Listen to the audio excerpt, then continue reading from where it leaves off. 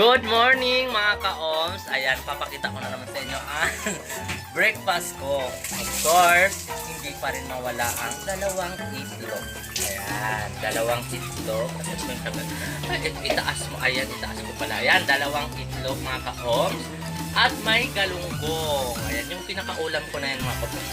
Pero, huwag kayong magtaka kaya ang galunggong na sunog, no? Sunog. Kaya naiwanan sa uling kagad na ni Pai. Kung saan di masunog na, mahilig ka Alam mo masunog. naman, may mga bumibili ba? Nandito kasi ako sa sari-sari store sa trabaho. So may bumibili ka na siyempre iwanan ko muna kasi baka na, hindi ko naman nakalimutan. Pagbalik na sunog na kayo tayo. At saka, mayroon din naman akong, ayan, tsaka, siyempre, yung tsaka ako mga kapon, kagahapon pa na, so itipid-tipid sa bayot hanggang unyang gabihin na kayo. Kailangan talaga kung may ano pa siya, yung parang kung may kailangan may kulay pa siya, hindi ko pa tinatapon kay sayang, kay mahal ako sa kabaso.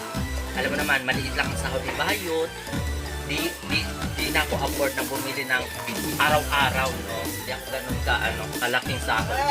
Sari-sari store lang ako, nagtatrabaho. Anyway, mayroon din ako dito mga ka-oms na mga siyempre di pa rin yung mga yung tubig na may limon. Ayan. At least yung limon mga ka-oms, maabot sa akin ng 1 linggo pagbabad-babad.